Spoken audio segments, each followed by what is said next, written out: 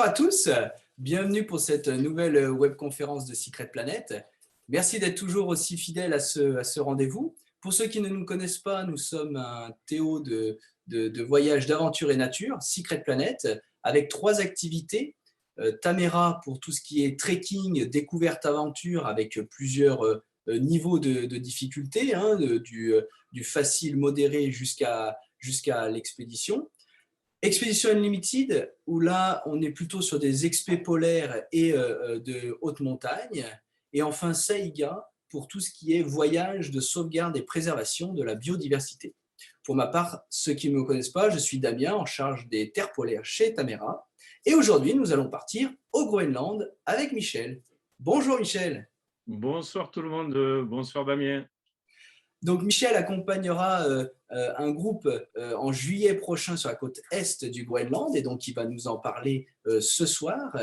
C'est un guide de montagne qui a beaucoup guidé dans les régions polaires, hein, qui c'est un peu ses terres de prédilection, et notamment au Spitsberg, et qui s'est ensuite passionné pour le Groenland, mais il nous en dira plus dans quelques minutes. Il y retourne depuis régulièrement, justement, pour approfondir ses connaissances terrain et puis chercher de nouveaux itinéraires. Avant de lui passer la parole, je vous rappelle la prochaine webconférence qui sera de nouveau avec Louis-Marie Blanchard, et il viendra cette fois nous parler des peuples nomades des steppes de Haute-Asie. Et pour mieux interagir avec nous, avec Michel ce soir, n'oubliez pas de poser vos questions tout au long de la présentation avec l'onglet Q&R qui permettra ensuite, je les reprendrai à la fin de la présentation pour une meilleure fluidité.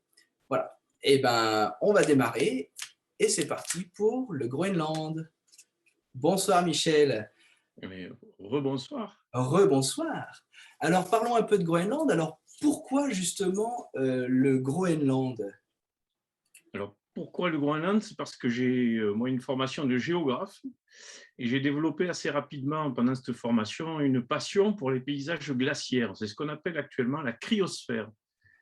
Donc c'est toutes les formes de glace qu'on peut trouver sur la Terre, à savoir les glaciers, les calottes, mais aussi des phénomènes naturels comme le lac Baïkal en hiver, qui constitue une véritable banquise continentale. J'ai eu l'occasion aussi d'évoluer sur la banquise dans le Haut-Arctique. Et puis j'ai travaillé, comme on le voit sur la photo, pendant plusieurs années comme guide polaire dans le Spitzberg, où j'ai découvert à pied, en kayak et lors de croisières différentes régions du Spitzberg. Voilà. Et donc, c'est quoi comment on fait pour passer du Spitzberg au Groenland? Ben, c'est un peu comme quand on passe du noir et blanc à la couleur. Le Groenland, c'est une révélation. Voilà. Le Groenland, lorsqu'on s'intéresse à la cryosphère, donc tout ce qui concerne les glaces, c'est la pièce maîtresse de l'hémisphère nord. Voilà. C'est vraiment le phénomène le plus important. C'est la deuxième plus grosse masse de glace de la planète, après l'Antarctique évidemment. 85% de la surface du Groenland est couverte de glace. Il y en a plusieurs milliers de mètres. Et donc, si on a 85% recouverte, ça veut dire qu'on a seulement 15% qui n'est pas recouverte et qui constituent des espaces d'exploration assez uniques. C'est sur ces espaces qu'on va évoluer pendant le séjour de juillet. Voilà. Donc, c'était voilà mon intérêt pour le Groenland. Un territoire que j'ai pas mal exploré, en tout cas dans cette région-là. Et tu y vas depuis combien de temps? Depuis 2009, c'est ça? Alors, moi, j'ai démarré au Groenland Est à partir de 2009 et j'ai fait un certain nombre de séjours de reconnaissance. Là, ben, on voit par exemple en hiver, qui est une période assez difficile là-bas, qui est encore plus compliquée qu'en été, mais vraiment très, très spectaculaire. Voilà. Et alors justement, on parle de Groenland de l'Est. Est-ce que tu peux nous expliquer justement pourquoi l'Est plutôt que l'Ouest, et s'il y a quelque chose qui t'a poussé plutôt vers cette partie du Groenland, voilà, et pourquoi donc justement cette partie-là, quoi. L'intérêt de la partie Est, c'est que c'est une zone qui est vraiment peu fréquentée. On a zéro tourisme de masse. C'est-à-dire qu'il est hyper rare de voir arriver des bateaux de croisière, et puis comme il n'y a pas trop d'infrastructures pour accueillir les gens, si d'aventure il y en avait qui arrivaient en bateau de croisière, ils repartent assez vite. Actuellement, jusqu'à présent, on avait 18 vols par semaine, donc ça fait 3 par jour sauf le dimanche. Cette année, on a 6 vols par semaine. Donc, on est vraiment loin du tourisme de masse, et le séjour va se dérouler dans la confidentialité, et en fait, c'est ça qu'on aime, hein. Donc, sur place, le tourisme est même peu structuré, avec peu de lits disponibles et même peu d'opérateurs de tourisme. Donc, ce n'est pas toujours simple à mettre en place pour nous en tant qu'organisateurs. Mais voilà, moi, ça fait un moment que je travaille là-bas et j'ai un bon partenaire vraiment de confiance, et on arrive à monter des choses vraiment très simples. Donc voilà, sur la photo, on voit que l'aéroport de Kulusuk, qui est l'aéroport de la zone à l'ouest de l'Islande, est desservi par des avions à hélice, des petits avions. Alors, il y a un petit peu, maintenant, la taille des avions est légèrement augmentée, mais dans tous les cas, vu qu'il y a moins de vols par semaine, le nombre de places ne va pas non plus augmenter, va même carrément réduire. Donc, sur cette partie du Groenland, il y a quelque chose d'assez phénoménal, de très intéressant en tout cas, c'est la présence des Inuits. Sur la côte Est, il y a 2 zones qui sont peuplées. Historiquement, c'est celle où on va, qui est la zone de Tassilak, l'île de Damasalik. Et puis, il y a une zone qui est assez difficile d'accès, qui est connue, qui s'appelle Ittoqqortoormiit, qui est beaucoup plus au nord, à 70 degrés de latitude nord, et qui a été peuplée plus tard de manière volontaire. Là, cette zone de Tassilak où on va, elle a été peuplée de manière traditionnelle, historique. Elle n'a été découverte, et elle a été en contact avec le reste de l'humanité qu'à partir de 1884. C'est-à-dire que la population avec laquelle nous, on interagit quand on est là-bas, ce sont des gens qui sont passés du paléolithique à l'époque des smartphones et des drones, entre 1884 et 2021. Et ça, c'est quand même unique dans l'hémisphère nord. Voilà. Donc, cette zone est aussi un des rares endroits du Groenland où il y a une pratique de la chasse aux phoques et aux mammifères marins, hein, particulièrement du phoque, hein, c'est la civilisation du phoque, qui est maintenue. Et ce n'est pas pour des raisons de folklore, c'est aussi parce que la zone n'est pas accessible par voie de mer entre novembre et la fin du printemps, début de l'été, mai-juin. Donc la consommation d'animaux, de mammifères marins, reste assez importante pour la survie et pour le bon équilibre alimentaire de ces populations habituées à consommer ces produits. On voit aussi, il est assez facile de croiser de très beaux mammifères marins comme la baleine ici. Donc ça, il y a la baleine, il y a le cachalot, il y a des orques. En ce moment, il y a quelques orques qui mettent un peu la panique parmi les Inuits. Donc des cachalots, il y a des rorquals. Voilà. Et puis à terre, on va pouvoir croiser des renards. Donc les renards, eux, ils sont super curieux, ils sont pas très farouches, et ils viennent essayer de chaparder dans les camps. Donc on a un très très bel animal, vraiment des symboles des zones polaires, qui est facile d'accès. Et puis le roi du monde polaire, hein, c'est l'ours polaire. Et donc, celui-là, j'ai même participé au traitement de sa peau en 2009, la première fois où j'ai débarqué sur l'île d'Ammassalik. C'est un ours qui avait été tué en mars, et ça fait partie des ours, des 15-16 ours qui peuvent être abattus dans une saison. C'est un animal qu'on peut quand même rencontrer en été. Donc, la probabilité en hiver est beaucoup plus importante. Par contre, en été, c'est anecdotique, mais pour des raisons de sécurité, à ne pas prendre, à ne pas négliger. Voilà. Un mammifère marin enfin, ouais, c'est un mammifère terrestre et marin, mais de 2,50 m de haut qui déboule dans un camp, c'est un élément à prendre très au sérieux.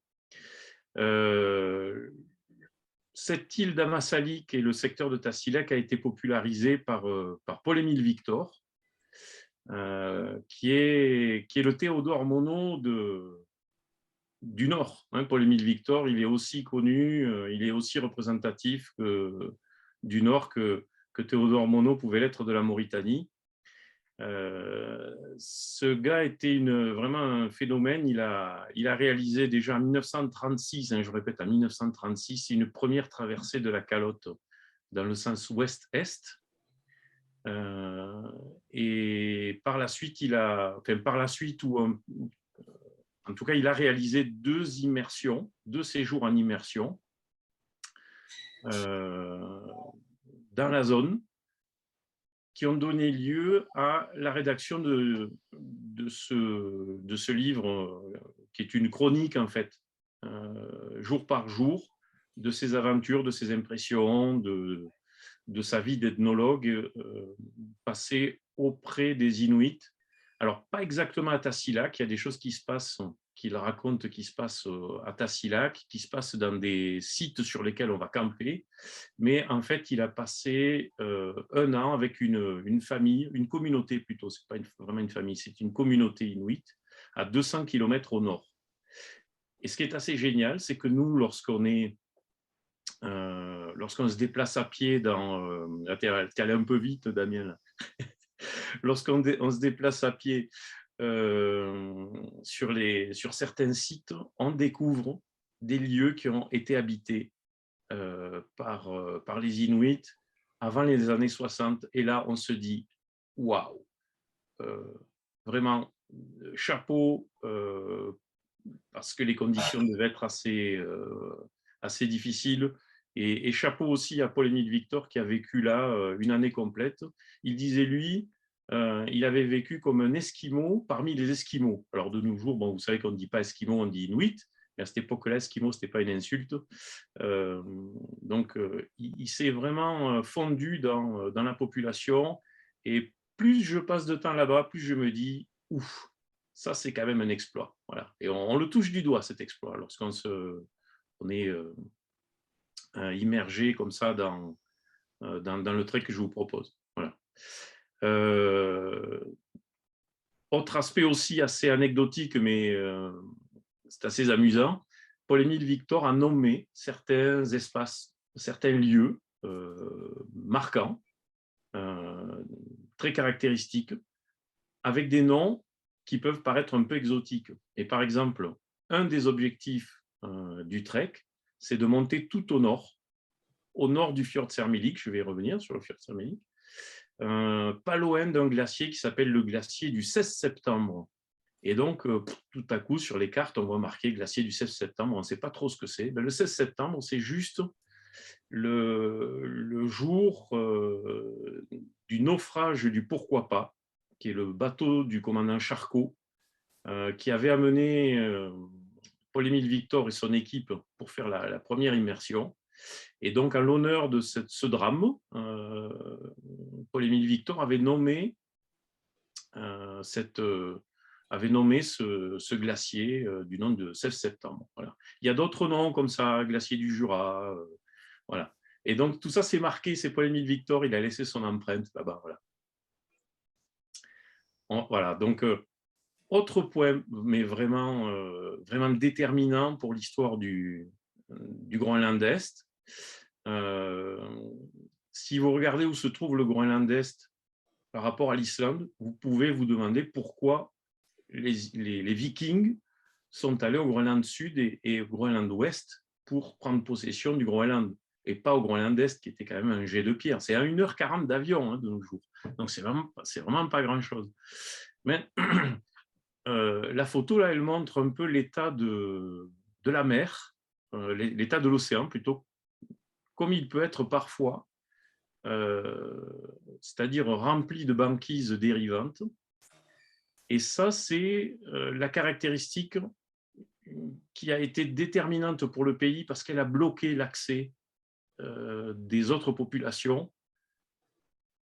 pour atteindre la zone de Tassilac. C'est-à-dire que dans ces conditions, aucun bateau à voile ne pouvait s'aventurer dans ces glaces. Il a fallu attendre 1884 pour qu'un bateau métal et avec un moteur s'en approche et puisse accoster.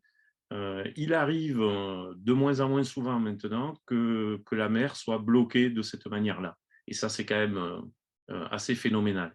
Alors, pourquoi ?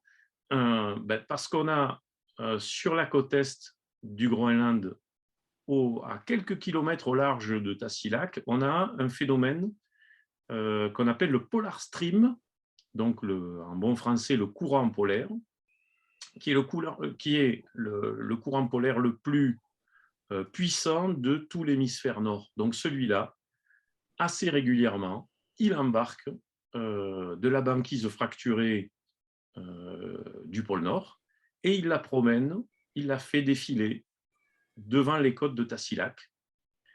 Il fait défiler des icebergs, il fait défiler de la banquise et on a là des choses à observer qui sont absolument phénoménales. Donc lorsqu'on monte au-dessus des collines de Tassilac, on voit des choses phénoménales. Alors là, on n'est pas sur de la banquise, puisque vous avez reconnu, la banquise c'est plat, ça sort à peine de l'eau. Là, on est dans un autre phénomène du coin, qui a toujours un rapport avec la glace, qui est le fjord Sermilik. Voilà. Alors, retenez ce nom, parce que Sermilik, c'est le deuxième, sur la côte est, c'est la plus grosse voie d'évacuation d'iceberg de la côte est. Les Inuits lui ont donné ce nom parce que c'est une route à iceberg. Sermilik voudrait dire en Inuit route à iceberg. Voilà.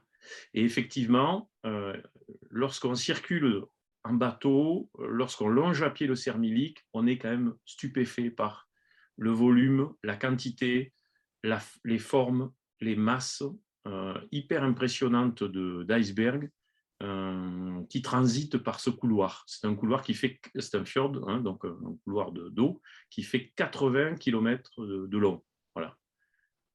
Donc il y a des beaux, alors là j'en ai mis une de belle, spectaculaire avec une arche et tout, mais je ne vous promets pas qu'il y en aura, mais je vous promets qu'il y aura des trucs vraiment phénoménaux, quoi. Voilà.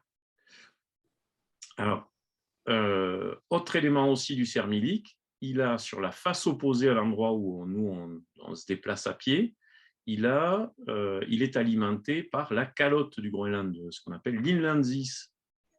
Donc la calotte du Groenland, elle a à certains endroits jusqu'à 3000 mètres d'épaisseur. Elle débite énormément de glace qui se détache et qui tombe dans le fjord Sermilik. Tu peux peut-être passer la suivante. Voilà, donc le fjord Sermilik qui est au premier plan, lui, il est alimenté derrière par un monstre qui est collé, qui est issu de la calotte, qui s'appelle le glacier Helheim, qui est très étudié en ce moment parce que déjà en 2018, il avait généré un beau glaçon de 1 km² de côté. Et là, en 2021, pendant l'été 2021, il est sous surveillance parce qu'il a généré, enfin, il s'est fendu sur 2,5 km, ce qui laisse présager du découpage d'icebergs colossaux. Celui-là, c'est peu connu, celui-là, le glacier Helheim, il aurait un débit comparable, très proche des glaciers, du plus gros glacier qui est sur la côte ouest. Donc, ça serait le deuxième plus gros débiteur d'iceberg de l'hémisphère nord. Voilà. Et là, on n'a pas de bateau de croisière qui viennent le voir. Donc là, quand on arrive à monter en hauteur pour le voir sur la rive opposée, on est un peu les rois du monde. Voilà. Bah oui, donc voilà un petit peu le genre d'ambiance, poser sa tente là, c'est quand même une expérience à vivre une fois dans sa vie. On a des icebergs assez sympas qui sont juste à côté de nous. On est à 6,50 m d'altitude à tout casser. Et au fond, plutôt sur la partie droite de la photo, on voit la calotte. Là. Voilà. On va passer à la photo suivante peut-être. Sur cette photo, pourquoi j'ai choisi cette photo? C'est parce qu'elle met en évidence une caractéristique qui est vraiment très chouette pour les gens qui sont des montagnards, à savoir qu'on est, lorsqu'on campe à 1,50 m d'altitude, on est à côté de phénomènes glaciaires comme ces icebergs, mais on est à côté de phénomènes montagneux, avec des sommets qui peuvent monter jusqu'à 2000 mètres.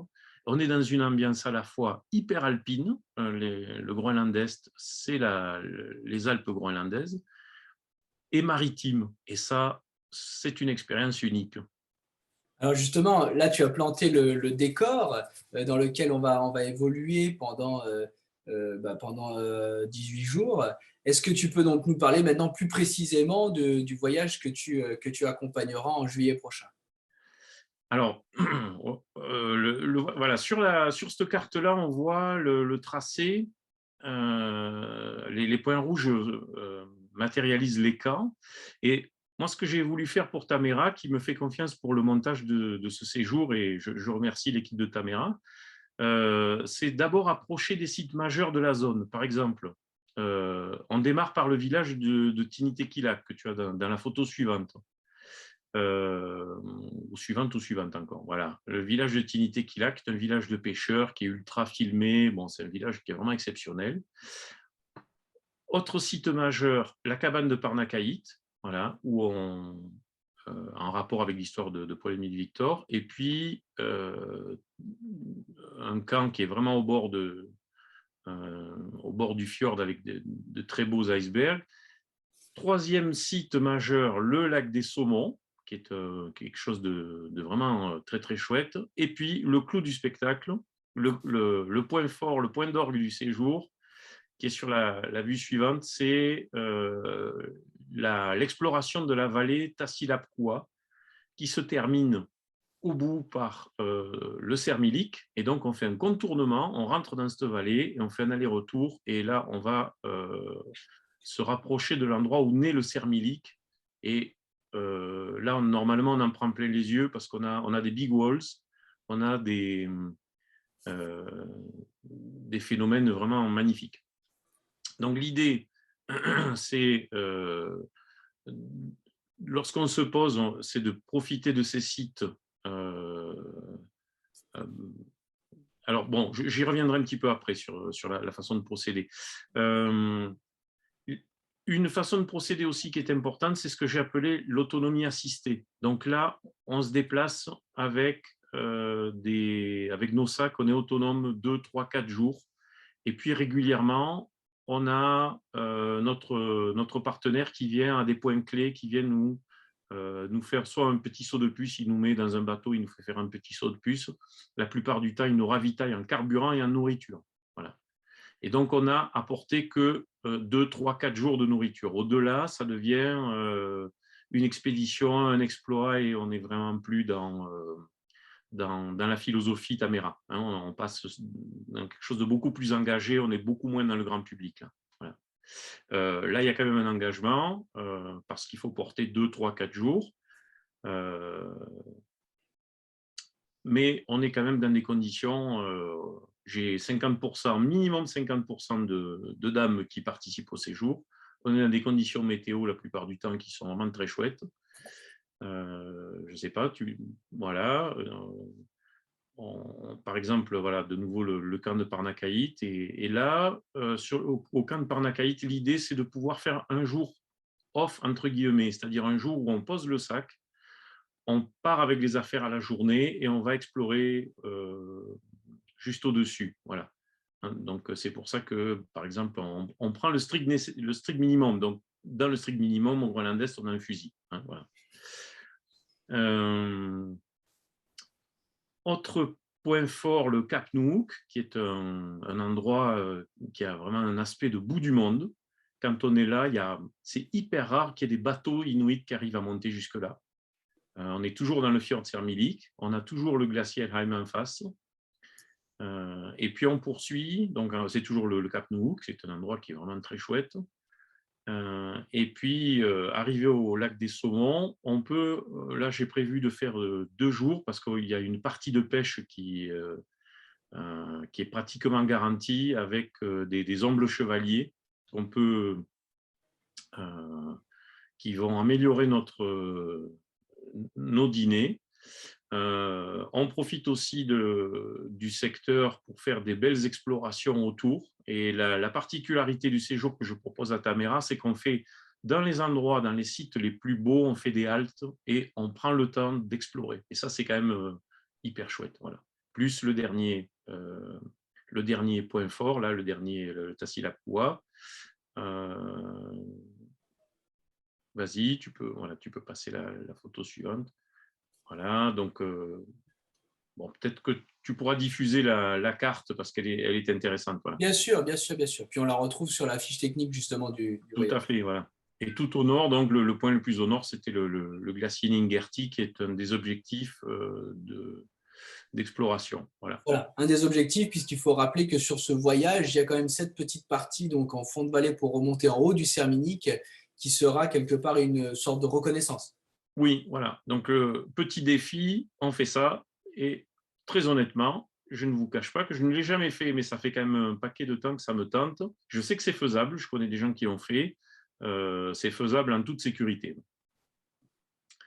Donc, camp suivant, le camp suivant permet de basculer sur notre fjord. Il y a une traversée de glacier qui est vraiment très sympa.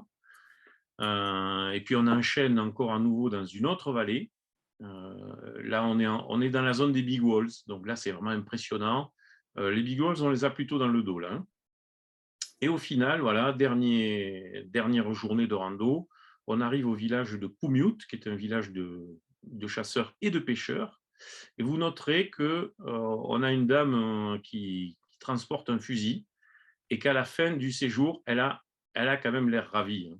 Voilà, elle n'a pas l'air totalement traumatisée.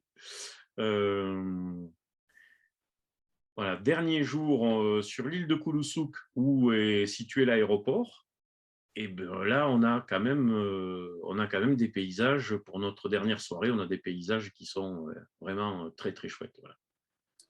Alors peut-être avant de passer aux questions, on va passer juste un tout petit film qui dure 2 minutes, mais qui va vous plonger justement dans cette ambiance-là et dans ce que vous pourrez voir si vous rejoignez le groupe et que vous partez avec Michel en juillet prochain.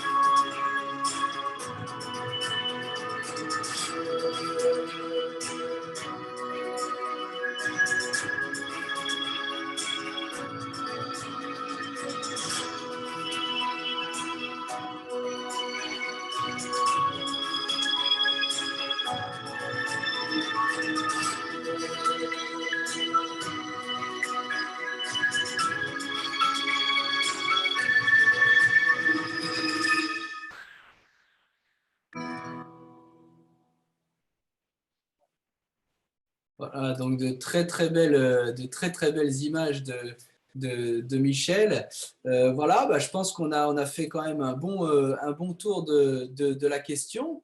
Alors, bah, si vous avez des questions, n'hésitez pas à les poser, à continuer à les poser donc avec l'onglet Q&R. Et puis, je les pose moi à Michel en direct.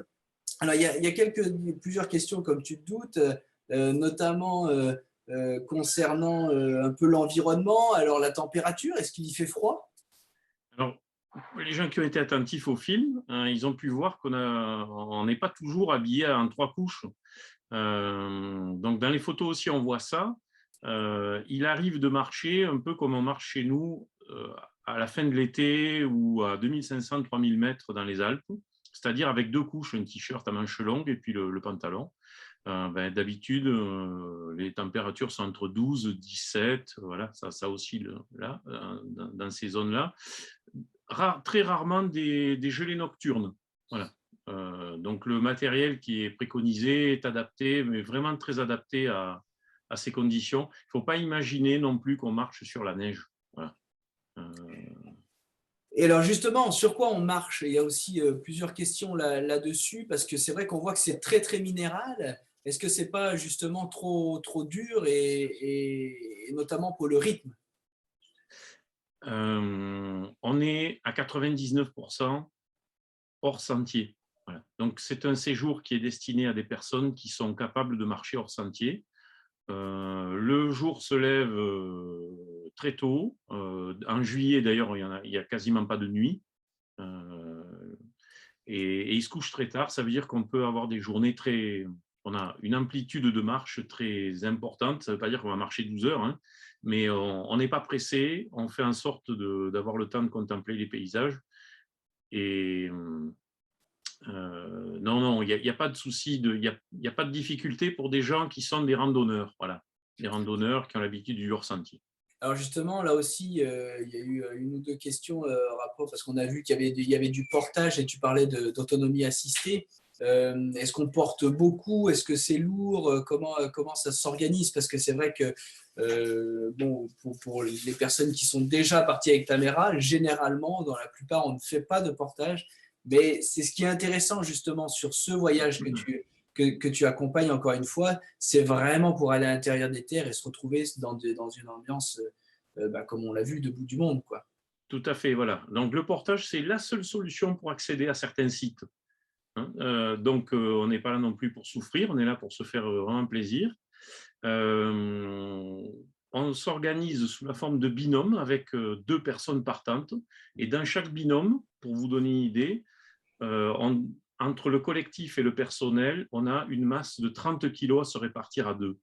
Donc, jusqu'à présent, il y avait des personnes qui n'avaient pas des gabarits d'athlètes des Jeux Olympiques qui ont participé, des dames de moins de 1,60 m, voilà, des gens qui ont des gabarits tout à fait passe-partout, qui ont fait ça de manière très fluide et qui sont même revenus. Donc, ça, c'est bon signe. C'est tout à fait faisable par des personnes qui ont envie de faire des efforts, qui sont habituées à faire des efforts, ou même si ces personnes n'ont jamais porté, qui vont être conseillées pour bien s'entraîner, pour bien se préparer, parce que c'est absolument pas infaisable. Voilà.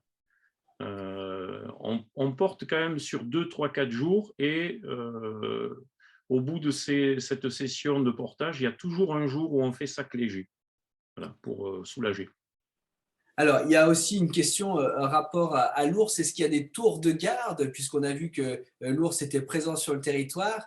Même si tu le rappelais, une rencontre l'été est plus rare en tout cas qu'en hiver, puisque l'hiver, il se déplace plus facilement avec la banquise. Alors, moi, j'ai travaillé au départ au Spitzberg. Donc, Spitzberg, il y a une règle, c'est tour de garde obligé. Bon, au Groenland, c'est pas parce que c'est pas obligé qu'il n'y a pas de danger.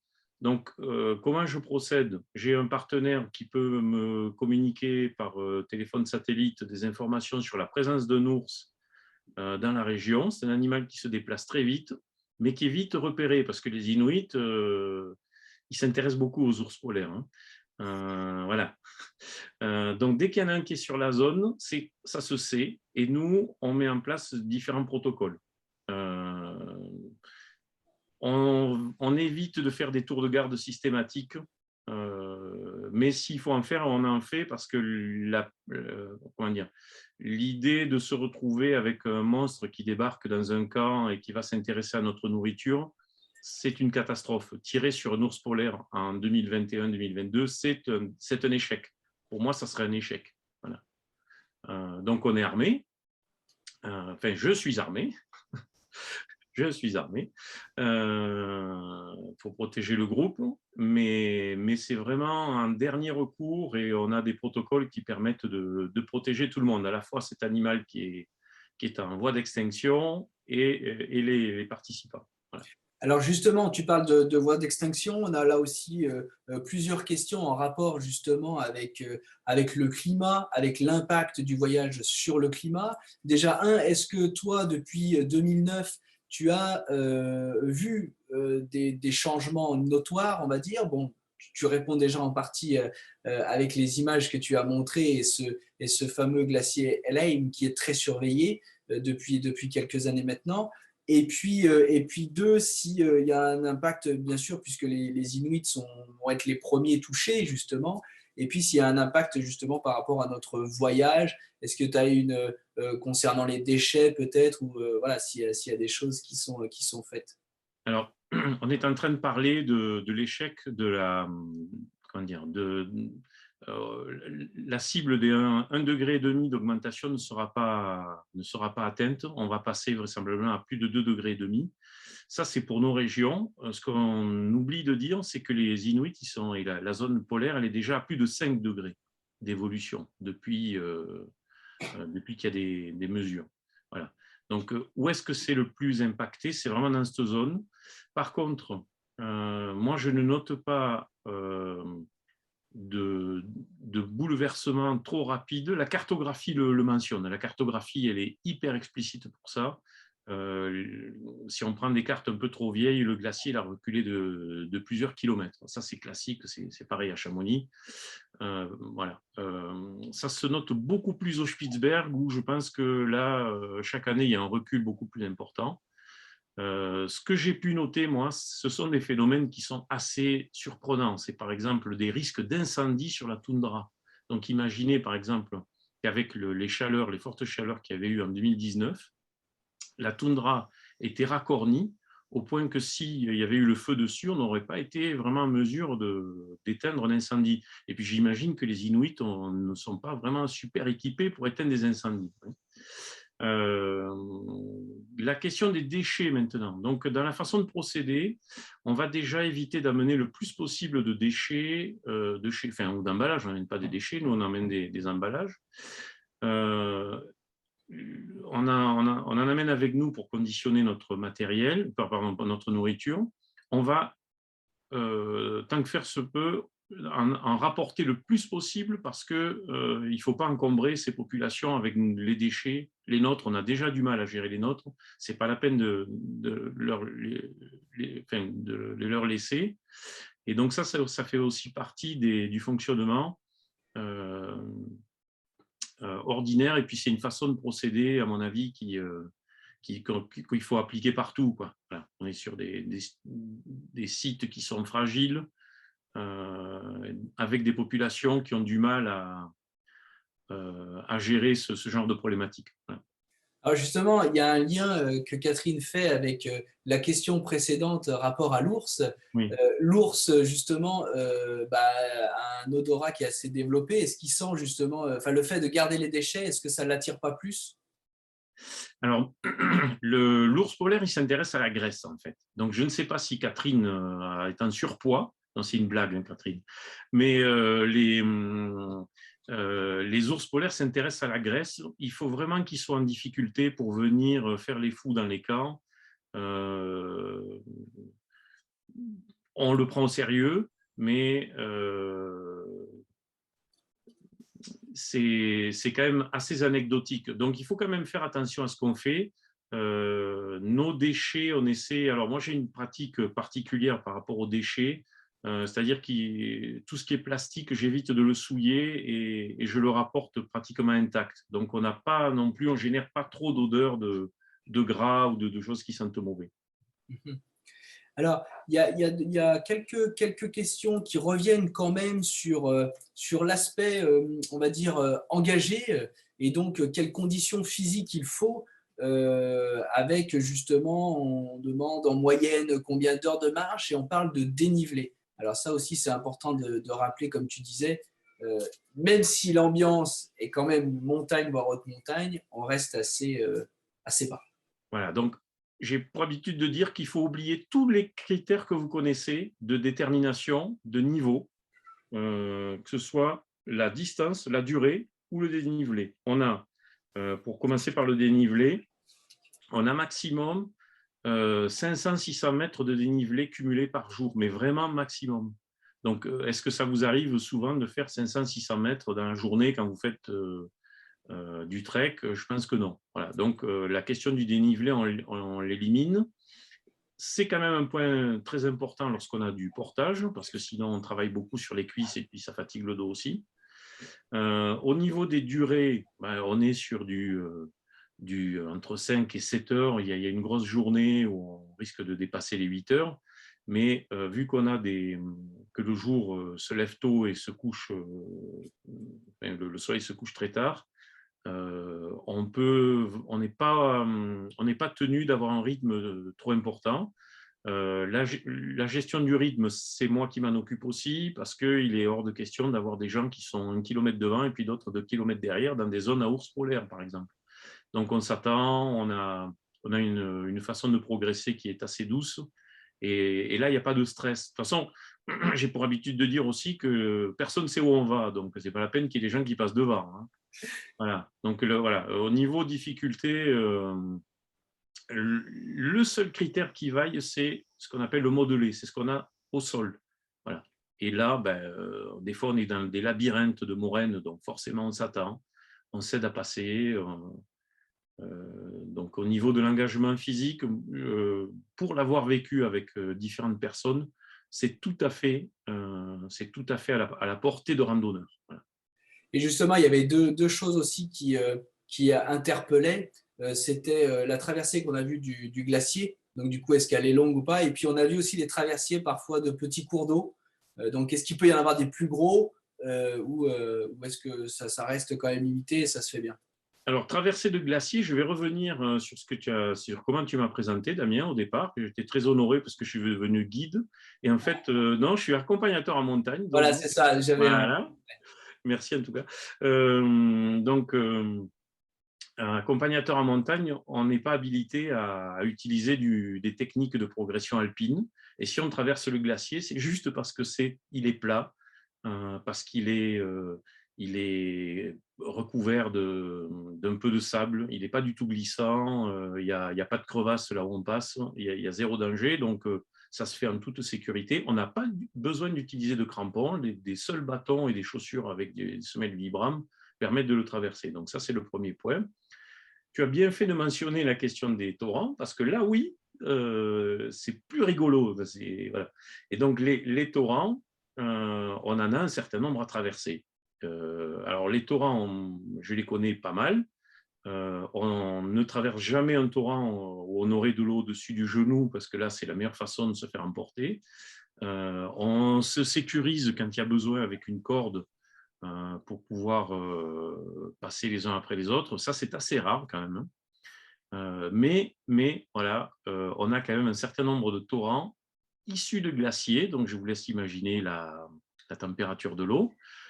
Mais bon, ça fait partie du jeu, quoi. Voilà, c'est quelque chose de mémorable. Tu as peut-être quelques secrets ou quelques tuyaux comme ça à donner pour se Ah, mais il préparer. faut venir pour bénéficier des tuyaux. Voilà, Voilà. on ne divulgue pas les secrets.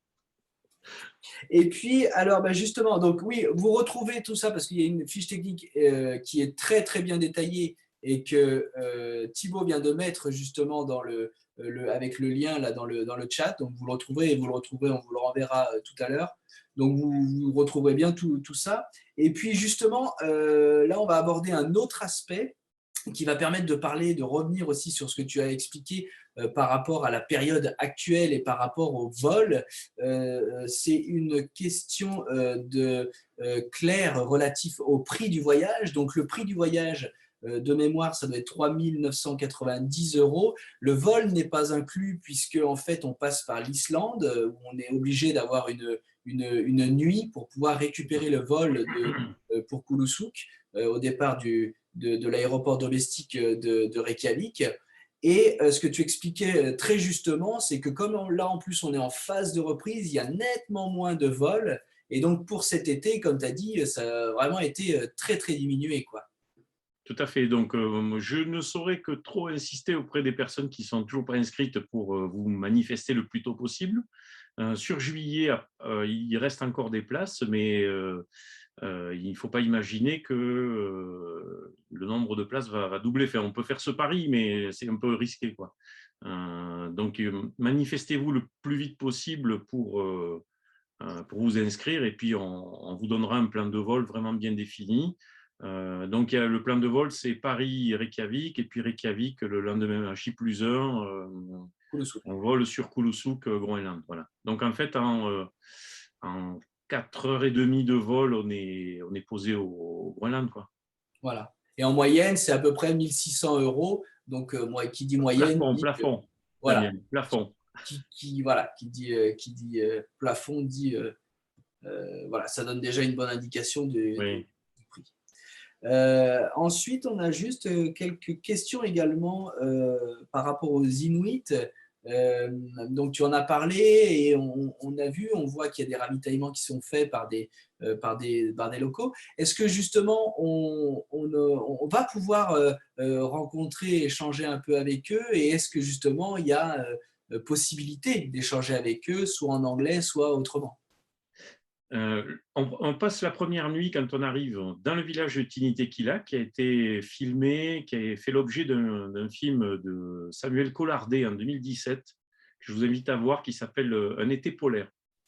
Donc, qui a été tourné intégralement dans le village et on voit les acteurs sont des gens du village. Donc, lorsqu'on on sera dans ce village, on reverra les personnes qui ont tourné dans le film.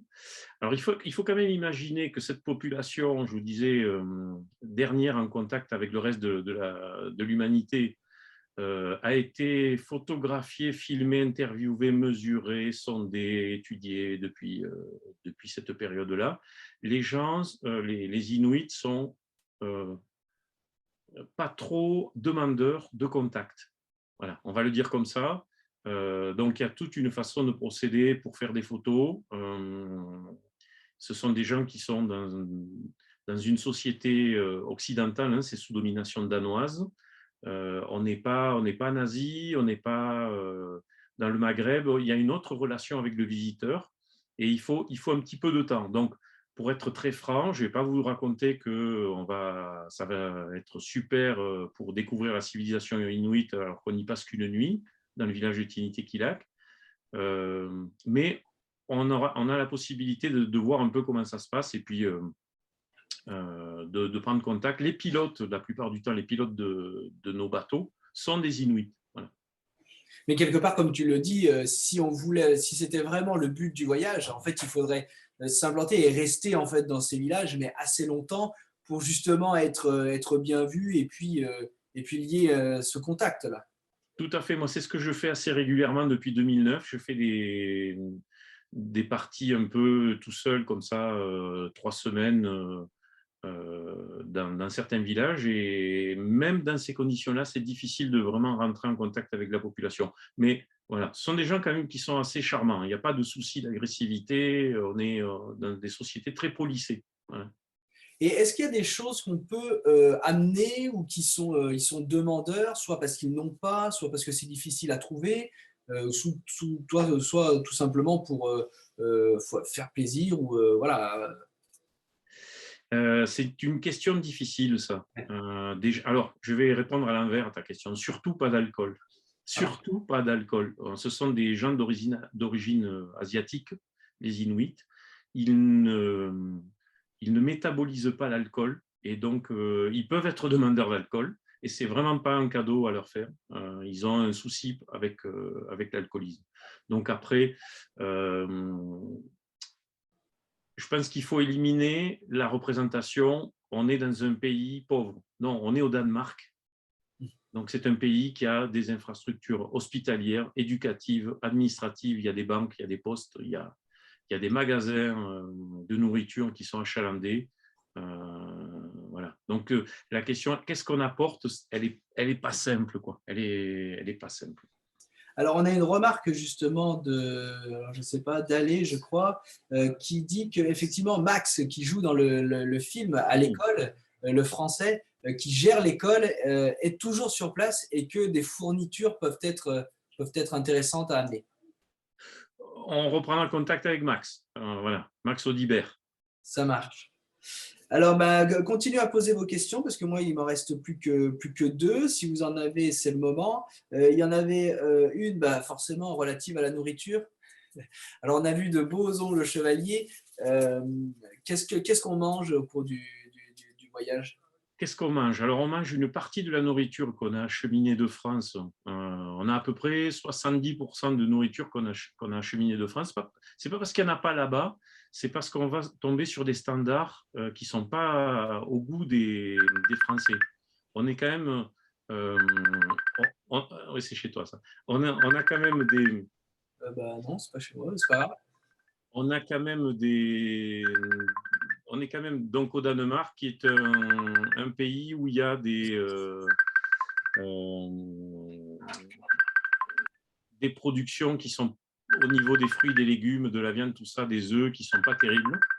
Et donc, on emporte une partie de notre nourriture.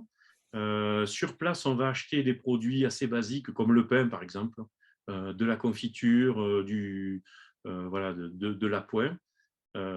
Et lorsqu'on est en autonomie, on a du lyophilisé.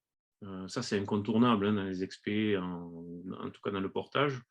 Mais on n'a pas énormément non plus de soir où on mange du lyophilisé parce que dès qu'on peut être ravitaillé par le partenaire, c'est de la nourriture plus fraîche et plus cuisinée que l'on mange. Voilà.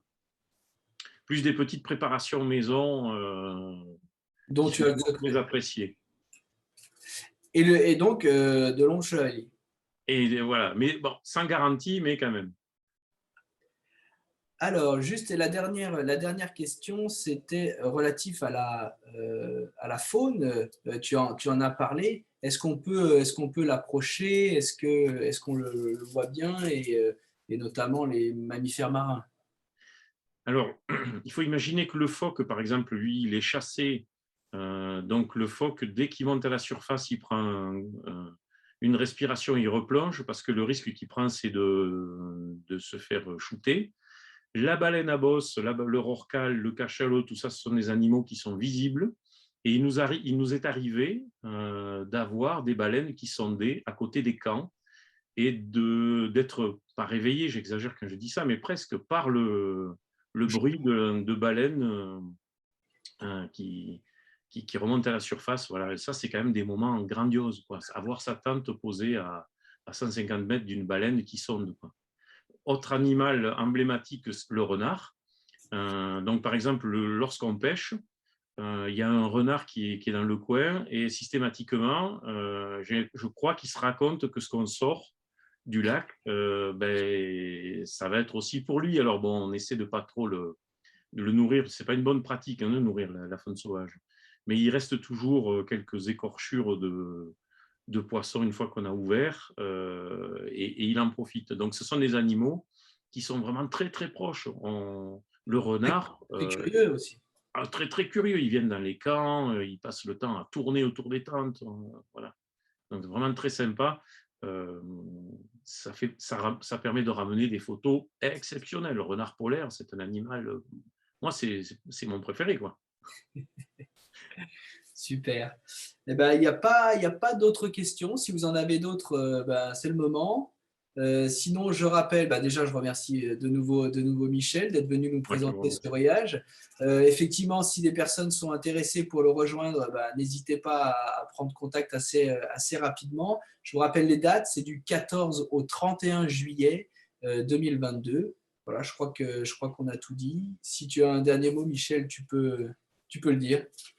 Mais moi, j'aurais vraiment beaucoup de plaisir à vous accompagner sur cette nouvelle version de ce séjour. C'est un voyage d'auteur et c'est un séjour d'exception sur des territoires pas si loin que ça de chez nous finalement, où il y a des émotions énormes à vivre. Voilà. Si vous avez peur d'être contaminé par le virus du Nord, surtout ne venez pas parce que le risque, c'est que vous soyez vraiment contaminé et que vous reveniez. Voilà, réfléchissez avant de venir. Réfléchissez bien. Merci beaucoup, Michel. À très bientôt, du coup. Et puis, donc, je vous rappelle la prochaine webconférence sur les peuples nomades de Haute-Asie avec Louis-Marie Blanchard le 3 novembre. À bientôt. Au revoir, Merci à tout le Michel. monde. Au revoir. Au revoir.